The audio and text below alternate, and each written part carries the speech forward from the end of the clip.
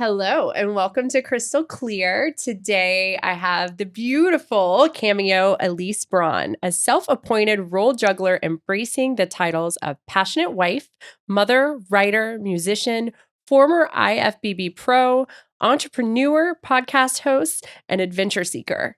She gave up alcohol 8.5 years ago, further fueling her dedication to living a life to the fullest and a goal of carving a path to inspire others. So welcome, Cameo. Thank you. Thank you for having me. I'm excited to be here. I'm excited for you to be here. You are actually, the Cameo Show is her podcast. And that was my first podcast before doing this. And I will never forget reaching out to you because seeing your work and listening to some of your podcasts, like, okay, I heard podcast. I want to do a podcast. Where do I start? And thank you for welcoming into your home and for those interviews and for showing me the ropes and making me realize that I needed a place to film it. I didn't have the capacity for that. Well, you have a lovely space to film in now. You. And I'm so glad that you were open to coming and being on the show and being a guest. Your episode was extremely relatable and insightful for so many women who reached out, many people, not just women, but mostly women. And having you, I love someone who's like, let me just jump in. Show me how to do it. I'm ready to go. Even if I don't know anything about it, you are like the essence of what I stand for. So it was a no-brainer for me to be like, let's do this. Yes. Awesome. Thank you. And that was really, I feel like where I got more inspiration and motivation to just do it. Yeah. Like it seems so natural. And I feel like the first time we went to record, that's actually kind of a funny story. Yeah. We sat and talked for 2 hours and we didn't use it because it got recorded over or something. Yeah, So the audio funny. didn't match the video. It was a mess because you were one of my first guests and definitely the first one that came into my home and into my space. And so, you try things, they don't work, you try again and you figure them out along the way. Yeah. But yeah, that was definitely one of those moments of like, well, I'm still pretty new at this. We'll have to adjust the sail. But. Well, and that's the glory of it. But it was a great intimate conversation. And, we'll back it up a few years.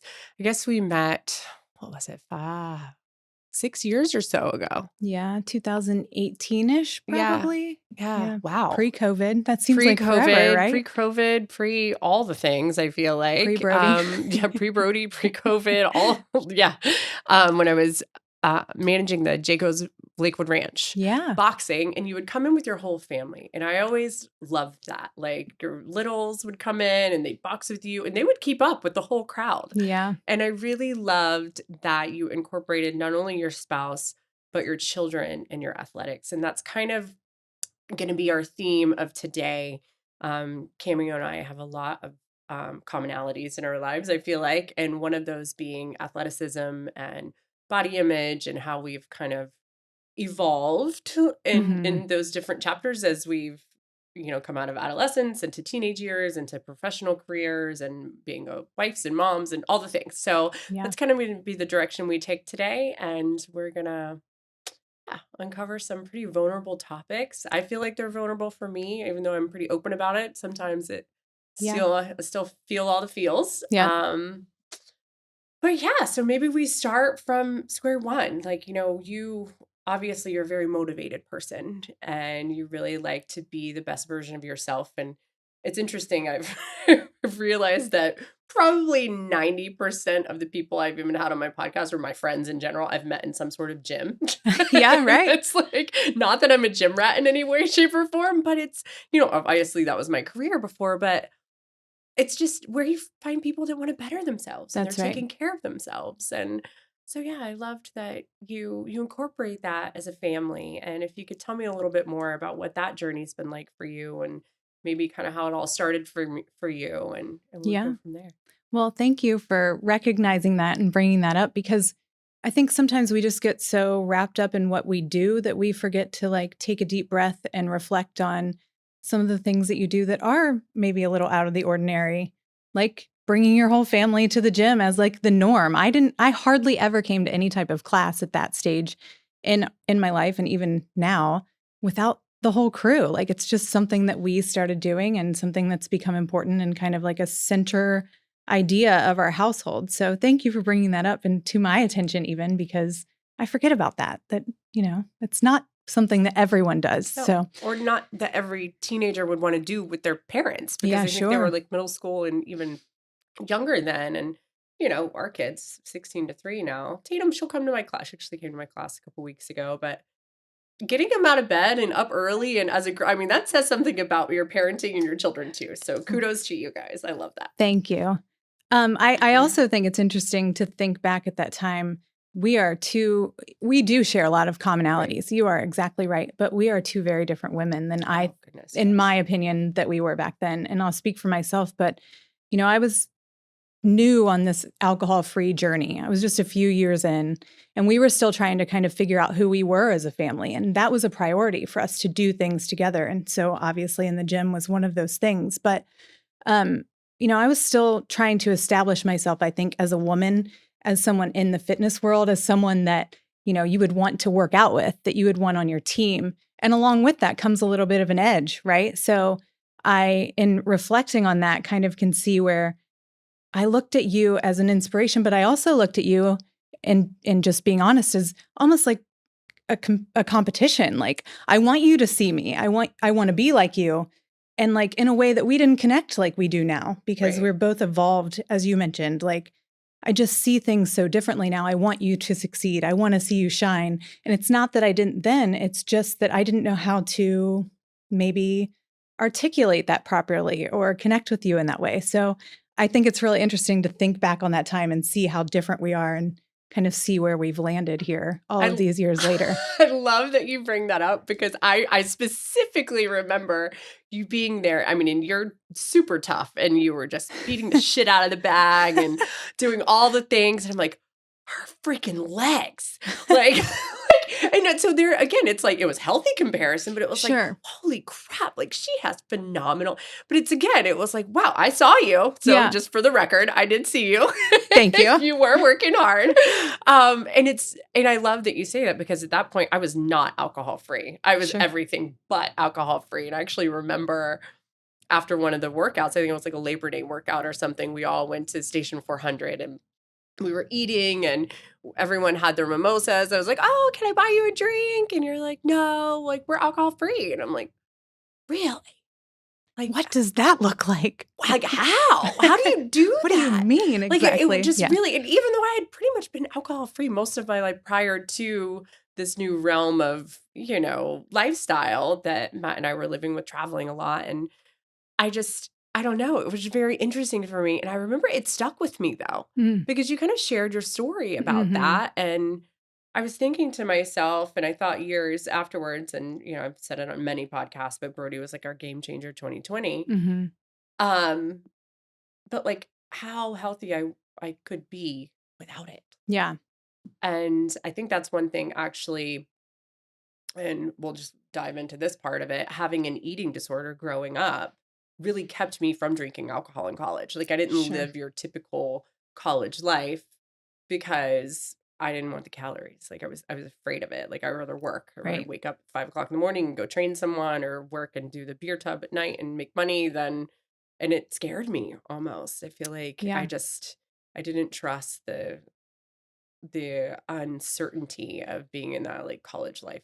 I was almost afraid of Yeah. drinking then. Not that I didn't, I definitely had my nights, Sure.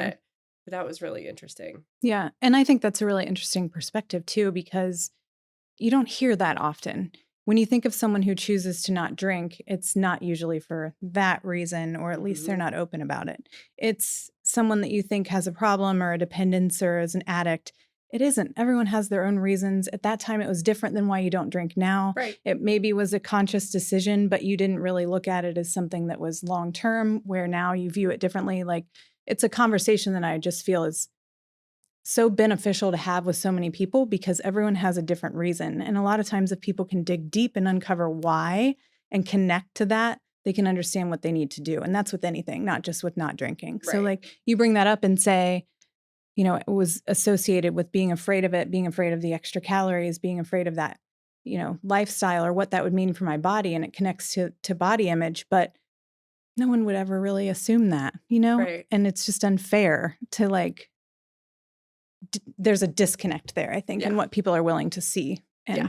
in my experience. 100%. And Yeah. I still find that though, people, you're not drinking. Are you pregnant? Like, like, or did you have this off the wall like experience? No.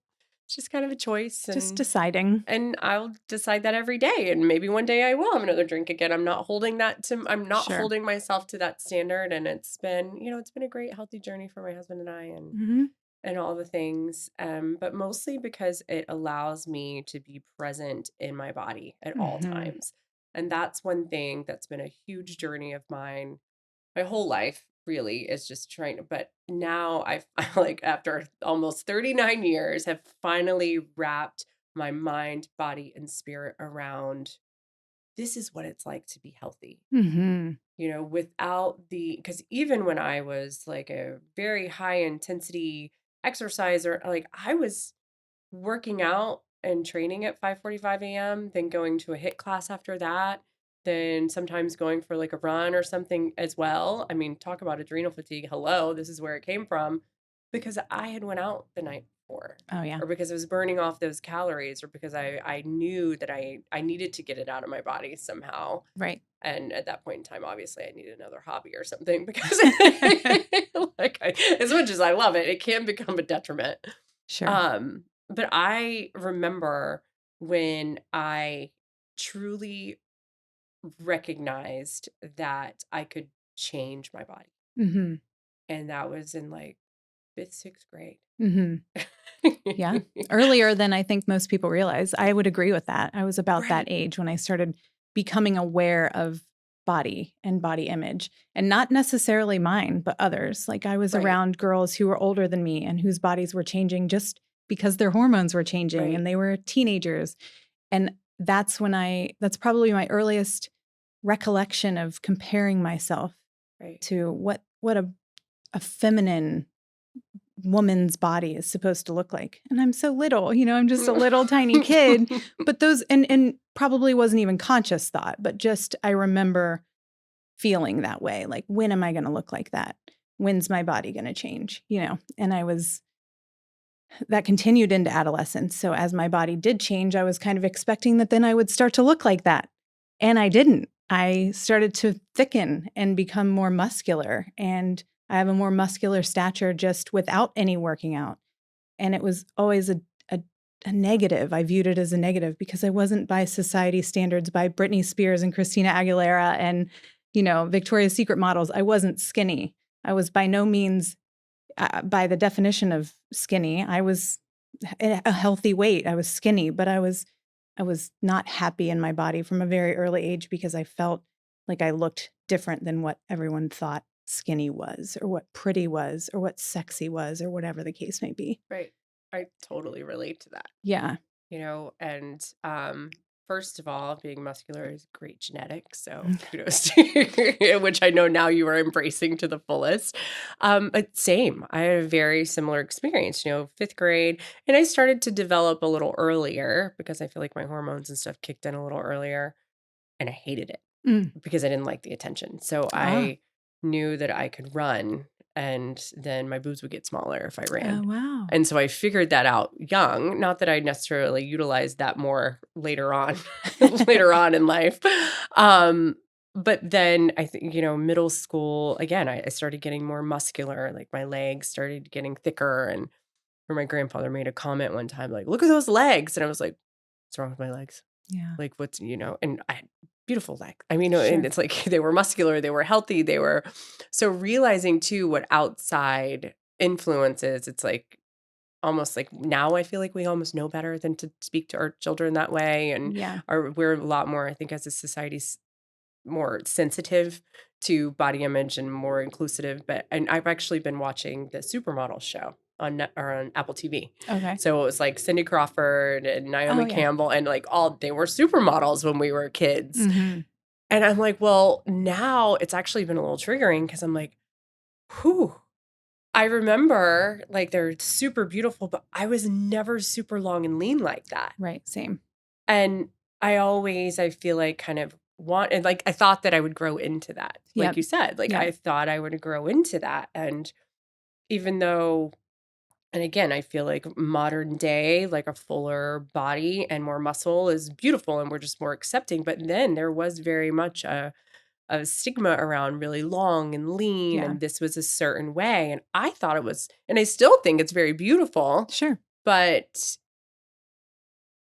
Yeah, it was really interesting, even just these past few weeks when I watched the show, for me to realize, like, I still have some stuff there to Yeah. unravel. Yeah. Even though I feel very comfortable in my body and everything at this point in time, it's like, but I never got to look like I never Yeah. got there, and Right. it's like almost breaks my heart Yeah. because knowing what the girls are exposed to now, too, Yeah. Well, there's so with much more of it. so much access and so much more Right. pressure. I just remember being in high school then. I was always athletic. I was on all the sports teams.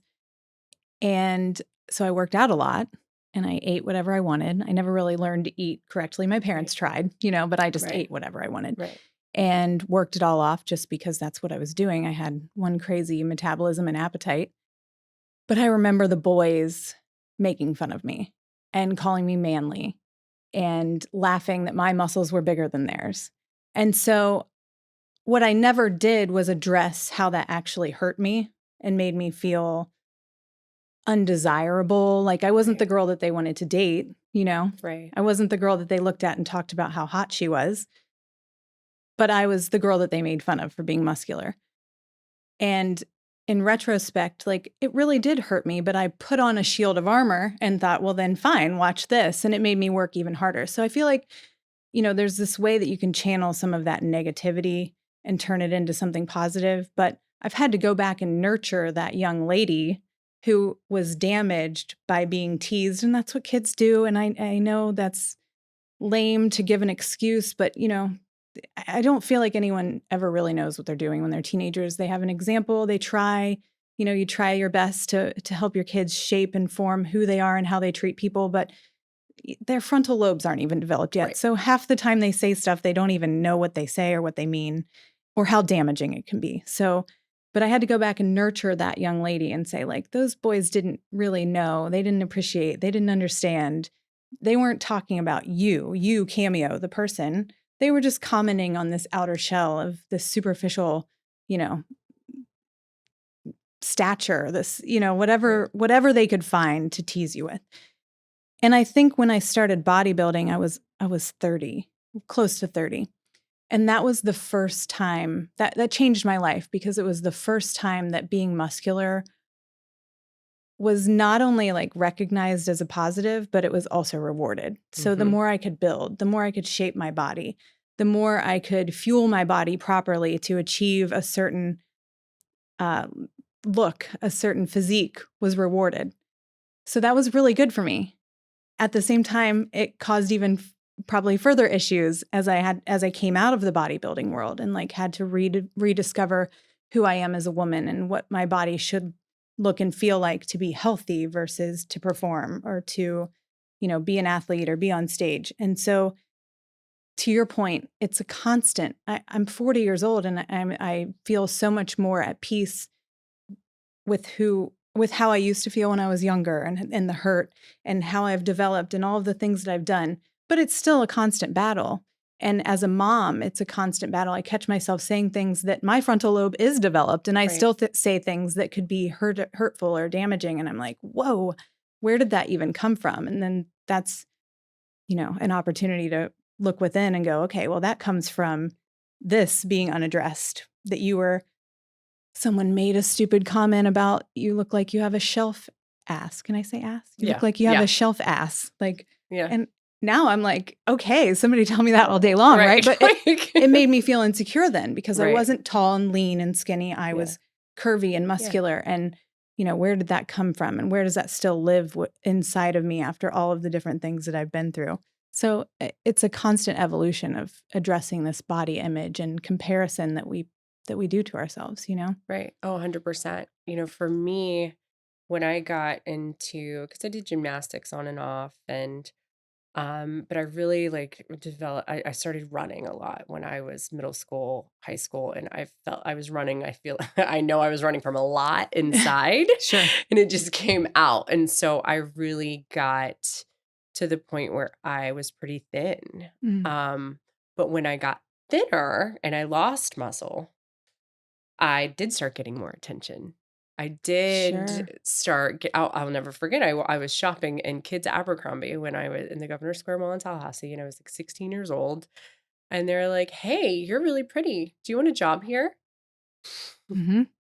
Like, "Oh, hi. Sure." Or Yeah. like I don't, I didn't know. I had only babysat and stuff until then, but I was driving. I'm like, "Hey, why not?" Sure. But it was like, "Oh, wow. Like it has value. Like my beauty has value." Yeah. And so, I mean, we're talking, this was 2001. Yeah. So if anyone's watched that Abercrombie documentary, this is the prime time of, Yeah. And I haven't watched that, but I know exactly what you're talking about. yeah, And I wasn't one of those. yeah, I wasn't that body type, that thin, lean body type. I remember going on spring break with my girlfriends when we were in college, and they were all that body type. And I, again, was by no means overweight, unhealthy, anything. By all standards, I was skinny, but I was thick and I was right, muscular, and I didn't have that flat tummy and those long legs. And I always felt less than because there was right. such an emphasis on that, especially in the early 2000s and pop culture. Hmm. And Low-rise jeans. oh I my mean, what God, the hell are those? Like your whole butt cheeks are hanging out. You just have no butt. they're Like, coming back. oh gosh, I know. I'm not Can't. doing it. No, I don't. draw the line. No, we can't. I feel like anyone over the age of 30 shouldn't be doing that anyway, but that's just me and my perception. Sorry if you Yeah, do. it's not Like, judgment. I'm just, have, it's not no, for me. we I draw the line. just show your curves, lady. Don't be afraid of your curves. That's right. But yeah, that was definitely like a major part of our adolescence that, Right. Impacted the way that we saw our bodies.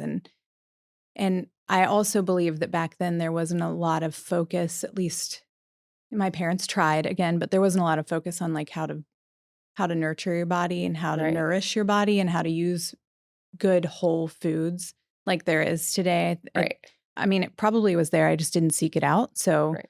I'll take that. I'll own that. But bodybuilding opened my eyes to that too. I was fortunate to have a great coach who went that route, the natural route, the let's Right. use whole foods as a way to fuel your body, to shape your body, and to make sure that you're working at optimal levels and not take shortcuts and not use Supplements injectables and and right. a lot of synthetic supplements and things like that. So I'm really lucky that I ended up with a coach like that.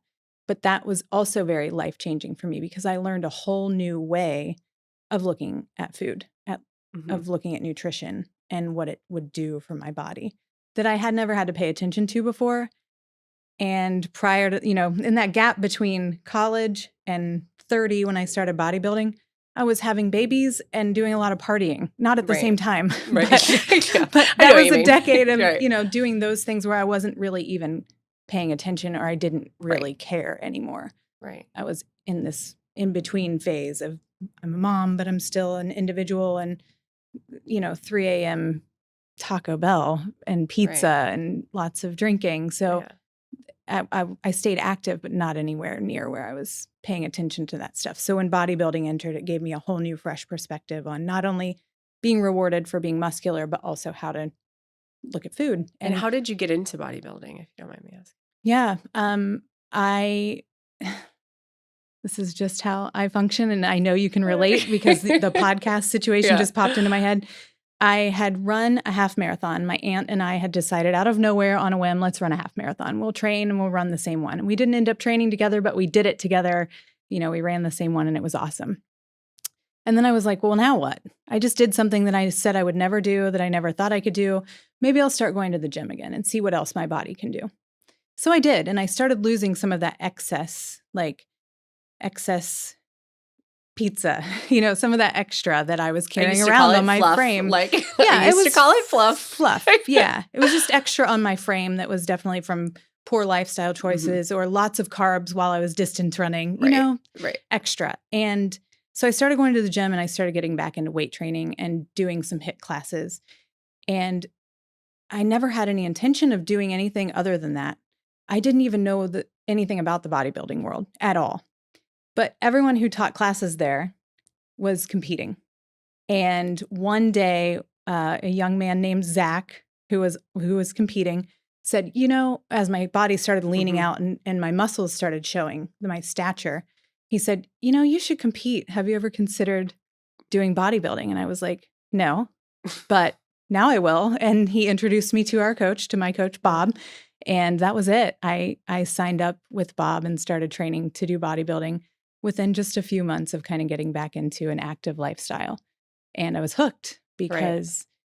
because I excelled. I did well. I adhered to the plan. Bob used to always say success is adherence to the plan. And I did that. Like I had a goal, but I had no idea what the bodybuilding world entailed. I remember one of the girls that would compete in the same shows and was on our team said one day about IFBB, and I'm like, what's IFBB? Like she's Mhm. like, well, it's the pro league. You're going to compete in the NPC, which is like, Mhm. the amateur league. And if you win certain shows or, certain point systems, you get your pro status. And I'm like, oh, okay, cool. And like 6 months later, I won my pro status. And Right.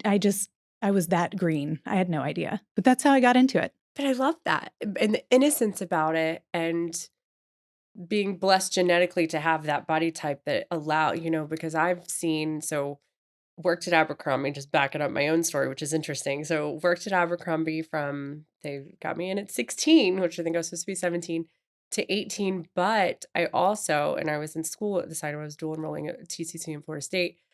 I started working at Gold's Gym as well Ah, okay. in Tallahassee. And it was a dear friend of mine, Cody Dickinson, and his family owned the gym. So it was like I grew up with them and started working front desk. And Jim Bergen, who I would love to have him on my podcast one day, he was like, Crystal, why don't you teach a class or learn how to do the circuit or whatever? Like, you're super fit, you're young, you have so much fun energy. Like, you Yeah, need to be doing something other than being behind this desk. sure. And I'm like, well, you're right about that because this is Right. driving me insane. Like, Just tell me when and yeah, where. just tell me when and where. So Yeah. he trained me on like the little circuit thing. And so I went through. And so when people would come in, I would take them on their, and I'm like, oh, I want to get certified. Like, I just want to get certified to train. And so I did my first certification. They had some stuff in-house. And so I did my first like certification to learn how to do like very basic personal training stuff around the gym. And I had kind of worked out on and off in high school, but one day, one of the group exercise instructors just didn't show up.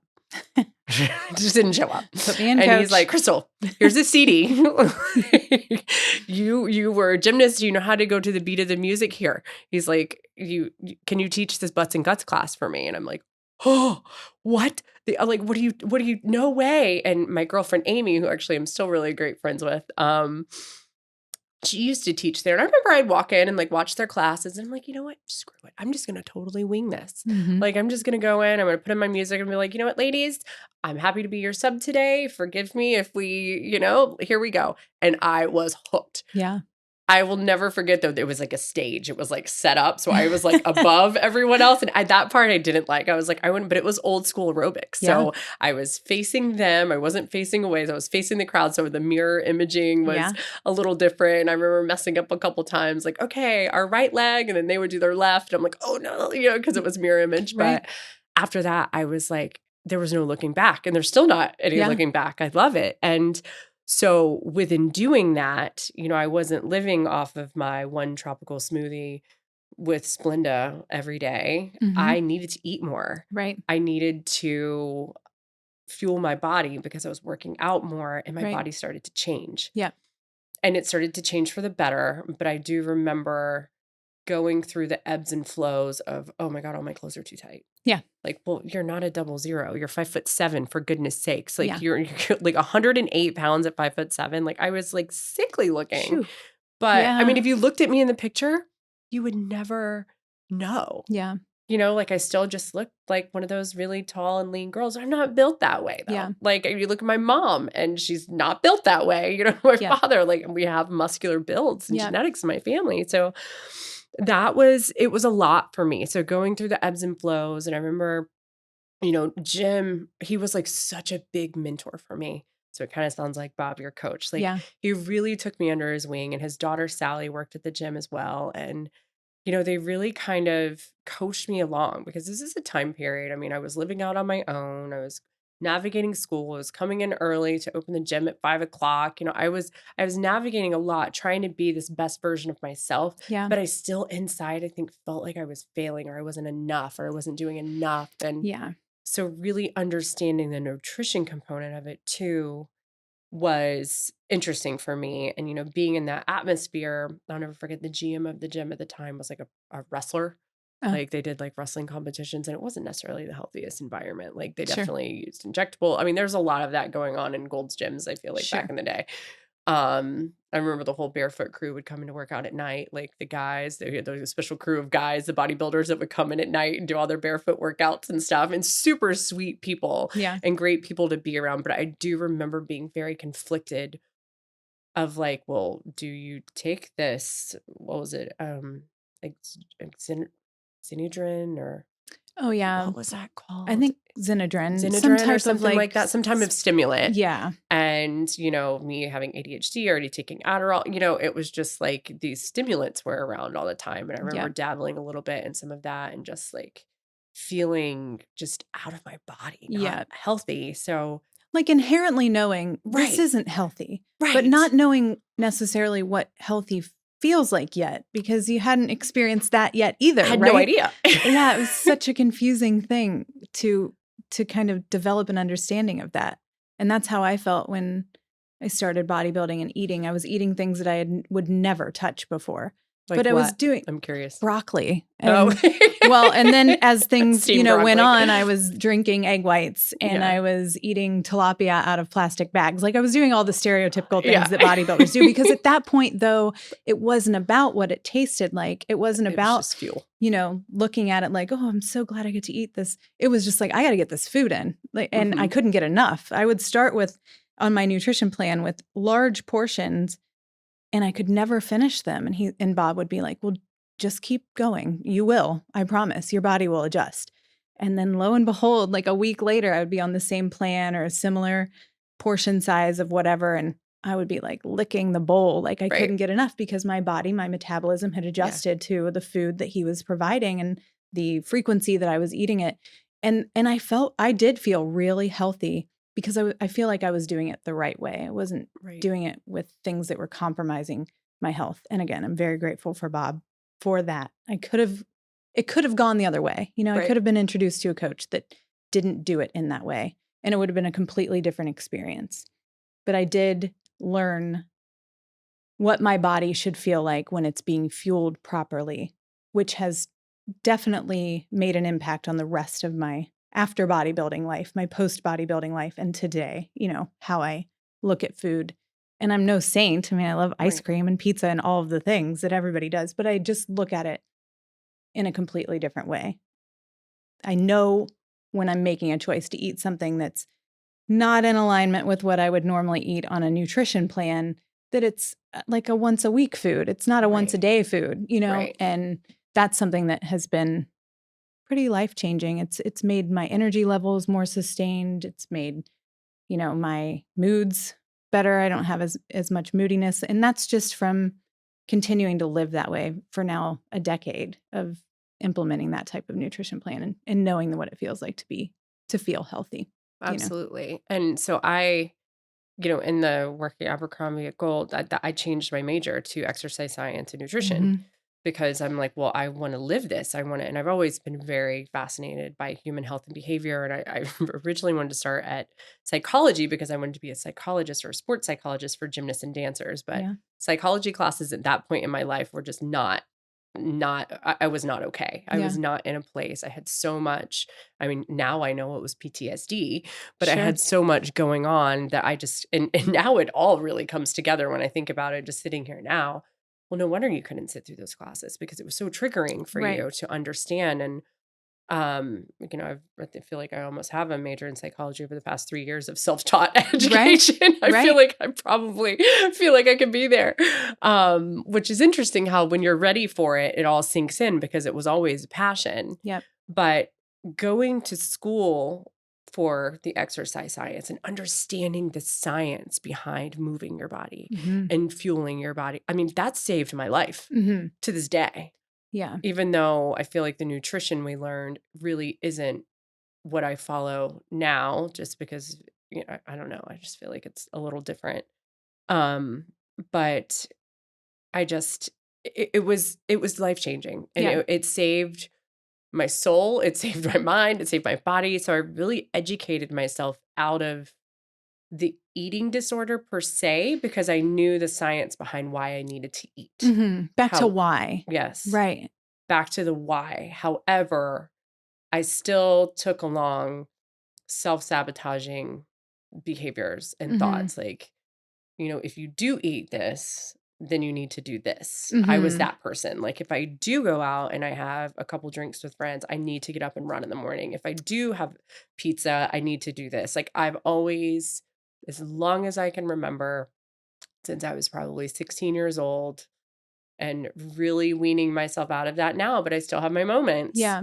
If I do this with food or beverages, I need to do this with moving my body or alcohol or with exercise or whatever. Yeah. Well, and I think that that might be a pretty common thing. People Right. look at food as a reward. Right. You could group alcohol in with food as a Right. reward. And they also look at it as that it comes along with consequences. Right. And it's like, it's neither of those things. It's literally just nutrients so that your Right. body, your vessel can function. Right. But we have been conditioned, and again, that's a pretty big blanket statement on my behalf. But as a society, we've been conditioned to believe that like, I'm rewarding myself with this, I deserve it. Mm-hmm. Or I ate all of that, now I deserve the punishment of an intense workout. And I have to work really hard personally, you too. Yeah. Like we have to work really hard as parents, as a society to kind of shift that and Right. change the focus so that we're not holding ourselves accountable to things that are unrealistic and not for the betterment of ourselves and of our body. Do you know what I mean? Like Absolutely. it shouldn't be that way where you have to feel like there's a reward or a consequence. It's Right. just fuel. And if you stick to whole foods and stay away from excess, you don't have to reward or punish yourself at all. Like a strawberry, oh my God, tastes like candy. Yeah. But it wouldn't, if I was eating a bunch of sugar all the time, it wouldn't Right. taste like candy. So it's kind of reframing, well, that candy doesn't fuel my body in the way that this strawberry will. I choose this strawberry. It's not that I can't have candy. It's not, it's all about the power of the words that we use too, and in the way that we make our choices around food as well. It's not that I can't have the candy. I don't want the candy. I'd rather Right. have the strawberry because I know long term what that's doing for my body, not, short term reward or Absolutely. consequence. So, Absolutely. And I feel like that's actually one thing for me when I stopped drinking alcohol, it really helped those thought patterns for me. Yeah, Because it was like, I knew that was poison, like, sure. that was kind of thing, and so now, I mean, honestly, strawberries with chocolate hummus is my jam. Mm, I don't know if you've ever had that, but that is, like, my jam. Brody loves it, and so that's what I feel like at, parenting the second round, 10 sure. years apart. I just have so much more knowledge this time Yep. too. I just don't really introduce the candy or anything to him, and not Mhm. that I really necessarily dictate him, but, I mean, even if you look at stuff that's formulated for children, like juice boxes and all the other so Sugar. much sugar. And Yeah. so that's just really I've tried to gain a lot of knowledge on sugar and just be very aware of the amount that I intake because I realized I could, when I stopped drinking, if I were to go and have a pizza cake and I woke up the next day, I still felt like I drank like 3 drinks. And I'm like, Yeah. why do I feel that way? It's just the sugar and the Right. inflammation that comes. It's really the inflammation that comes from it for me. And not that I don't withhold anything. If I want a treat, I'll have a treat.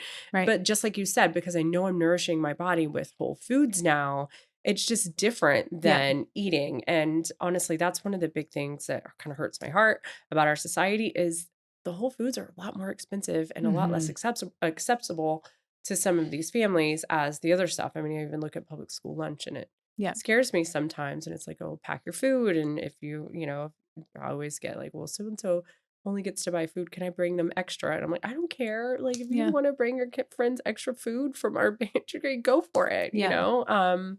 But it's really about making those choices and really Yeah. try to educate our kids on I don't want you to withhold things. I just want you to Right. have the knowledge. Exactly. And it's about, 10 years ago, we could get that information 15 years ago, but it was a lot harder. Right. Now we have information at our fingertips. And so I feel like there is a general awareness that maybe wasn't there before, specifically for our generation and the way that we have, been introducing foods to our kids or making choices about our nutrition.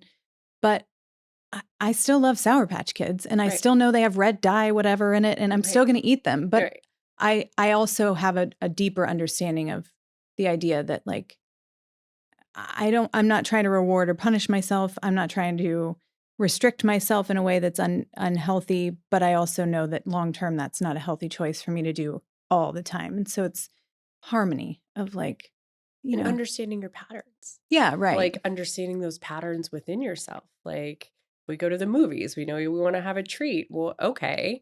And so just understanding like and conditioning. I feel a lot of it is conditioning for us. And it's like maybe I go to the movies and I don't have a treat sometime. And guess what? I can do that. Yeah. It's just like training yourself in a new way. Yeah.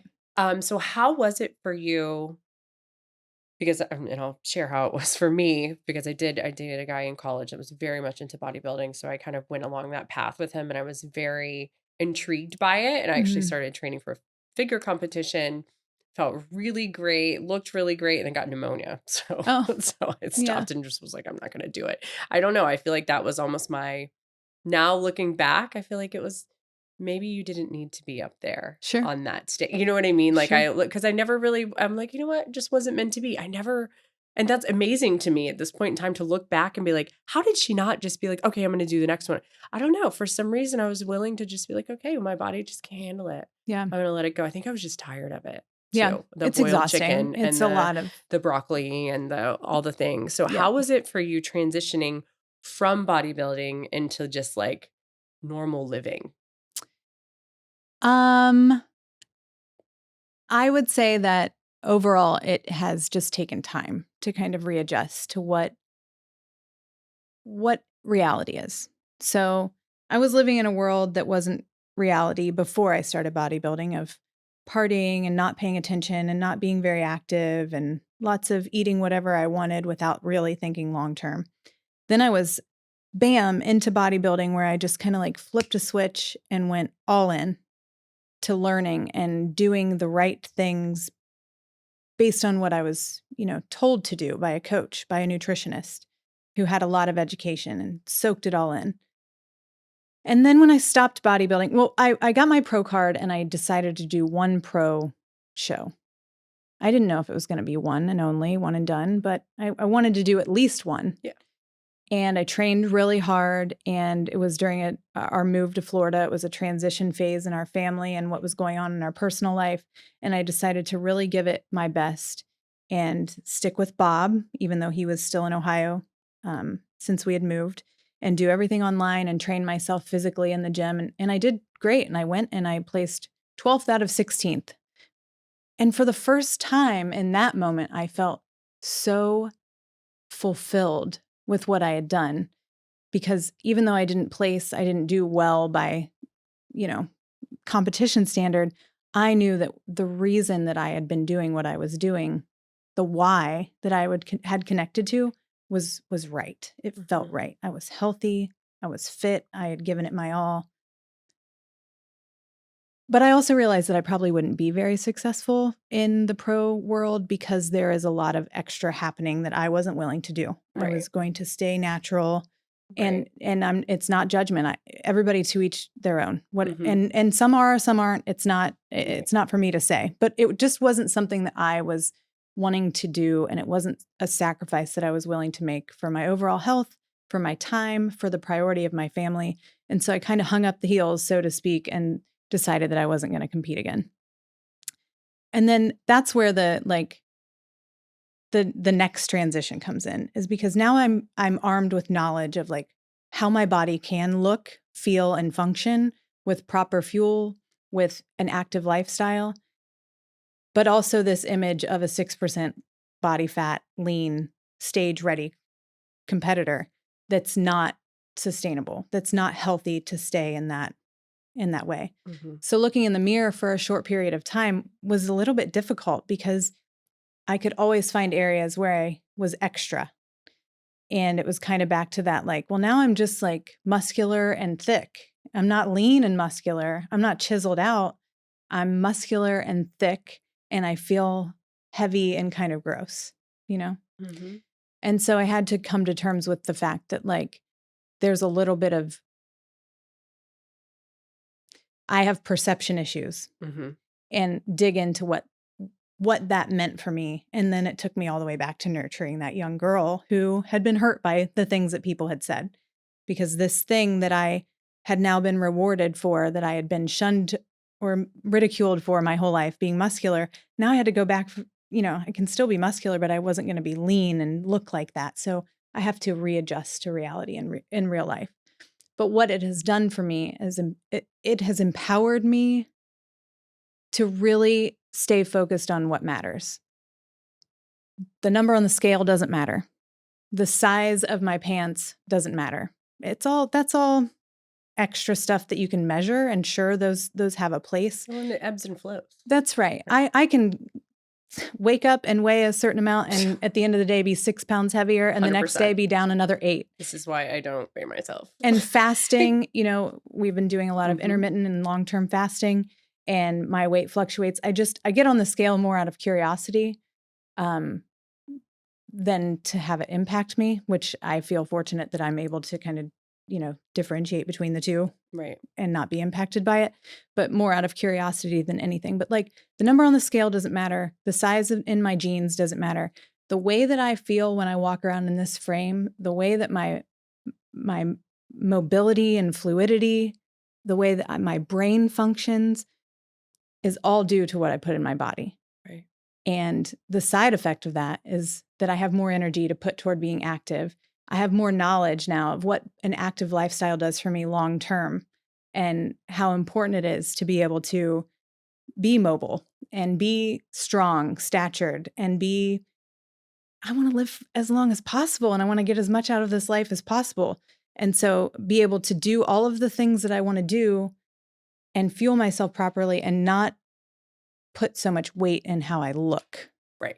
How I look is subjective to everyone's opinion, including my own, but how I feel and how I function is not. And I know what that feels like now. And so it was rough at first to stop being on stage and stop being that lean, but I'm so grateful for that because I learned so much that I've been able to implement into everyday life. And I wish everyone could feel that way. Right. Just knowing that like the donut looks good and it tastes good and it's fine, but like every day, a couple at a time, you start to feel crappy. Like you said, Right. You're foggy. You feel like you were drinking all night.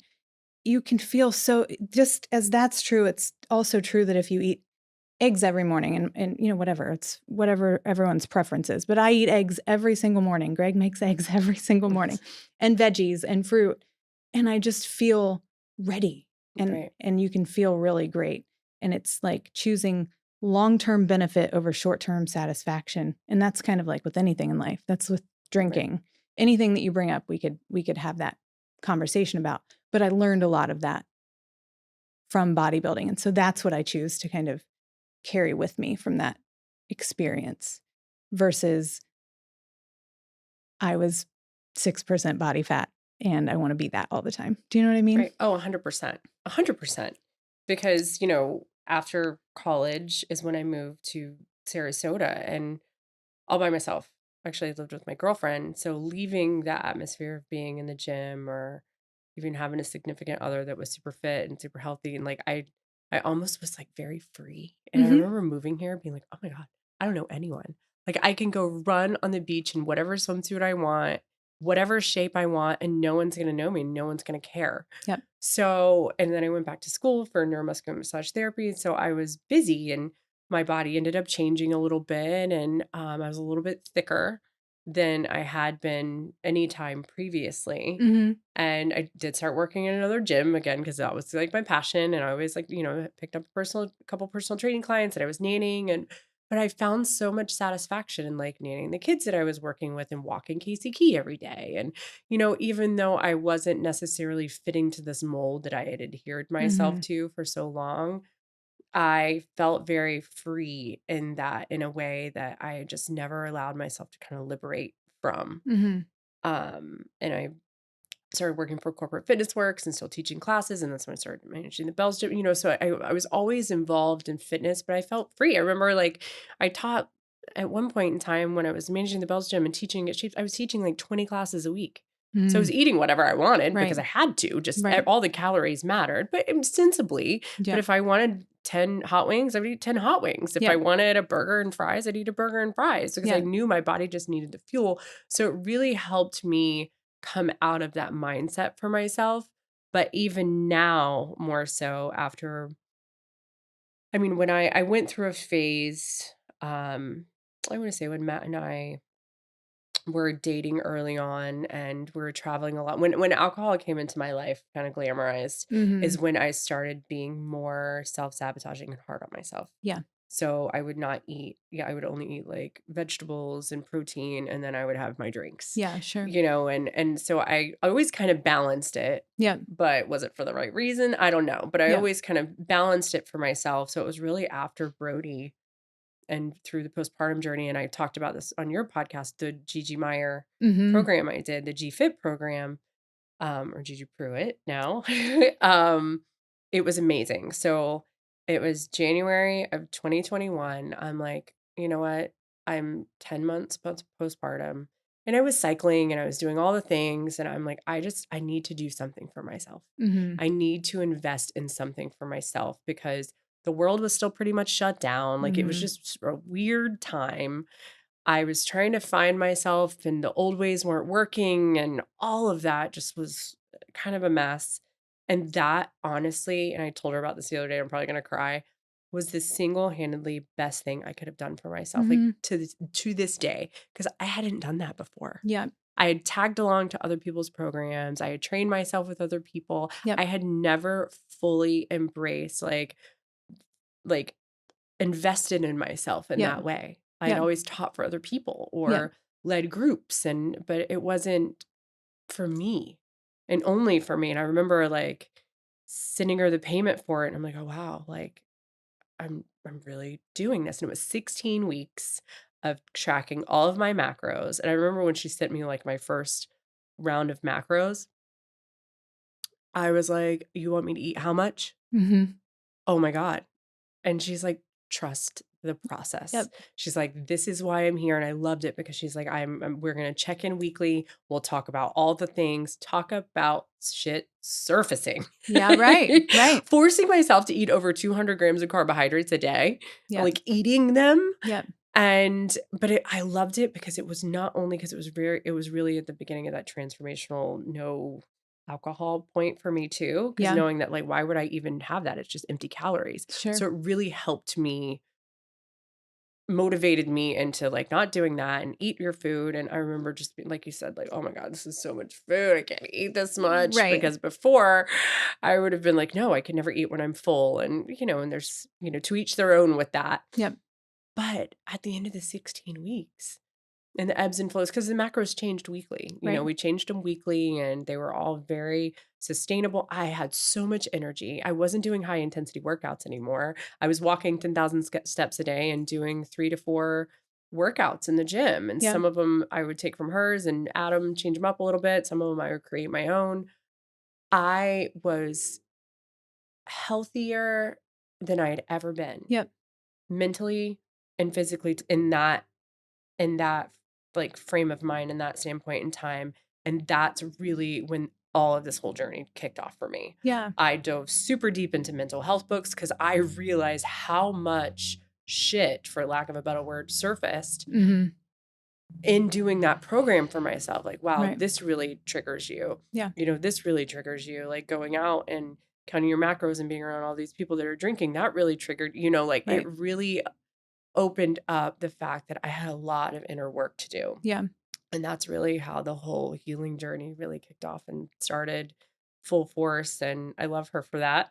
Yeah. She was on because of you, I had her Oh, as a guest on my podcast as well. And, her approach is very similar to what I yeah. experienced with my coach. Hmm. And I just want to touch on this for both of us and correct me if I'm speaking wrong for you here, but it isn't really about weighing in on the choices that anyone's making. No. It's more about showing that there is another way. We both hired coaches and learned so much about ourselves through that journey that was beyond food, that was beyond how we looked in the mirror. Again, I went back to that teenage girl and said, "Hey, there's nothing wrong with being muscular. Embrace it. Like, learn how to work with your body in ways that you have shunned because you felt like something was wrong." Inner work turned Right. inward. And I think that if there's like an overarching message for me and probably you too, it's overwhelming to know where to start and you only know what you know. hire a coach, speak to someone, seek out the information. It's at our fingertips because once you start learning and you start feeling the result of what you're learning by putting it into action, it's like a snowball effect. Like I'm just so like addicted to just learning more about myself and understanding more about myself in all of those different ways. And it all started because I wanted to understand things differently, and I hired someone, or I worked with someone who could help me understand them differently, and then went inward instead of looking for external validation or looking for external sources to tell me that what I'm doing is wrong or right. You know? Right. Exactly. And I agree 100%. You spoke that beautifully. And I agree. And I had to be ready for it. Mm-hmm. And I had to get to that point where I was ready for it, because I feel like a couple of years prior than that, Crystal probably wouldn't have taken it seriously. Or Sure. I would have had my own guard. I would have had like a guard, like like, I've been doing this for a long time and blah, blah, blah, blah. Well, so what? Yeah, Like, right. Gigi's like 10 years younger than me. And I was more than open to like, hey, let's do this. Yeah. Because I knew she knew her stuff. And Yeah. it's finding the right person in the right avenue, whatever it is that you want coaching with, whether Right. it's health and fitness, whether it's, mindset coaching, empowerment coaching, life, trauma recovery. Right. And I feel like we've done probably all of the above. I know I'm we have. exhausted every Anyway, time. it is it's starting. exhausting. But And it's so worth it. It's so worth it. And worth it. it's that snowball effect. One bleeds into the other area, and you start to just feel this overall wellness. Yep. And wherever that begins. Our alcohol journeys are different. You had struggles with alcohol in different ways than I did. Right. But I would guess that we would both say that how we feel after removing it from our life is very much the same. A lot of connection, a lot of clarity, a lot of control without gripping, but a lot of like understanding myself in a way that I can trust myself. We started differently. Our reason why was different, but the result is similar. And in my opinion and in my experience, that kind of goes with anything once you start to peel back the layers. Food is just one that's so common because who's they, but they don't teach you properly. And you're taught by advertisements and marketing and money what to eat, when to eat, how to eat, and then feel guilt and shame for the way that you look or feel comparatively speaking to who you see on TV. Like it's a whole mess. And that's just it. And there's so much out there now. Mm-hmm. Like so much, like more than there ever was when my peak of my stuff was going on. Right. And again, just finding credible, educated people to help you through your journey, I think is the best gift you could give yourself. And I'm glad that we both did that for ourselves. Yeah. And that we're spreading all the love and positivity to everyone else to help themselves.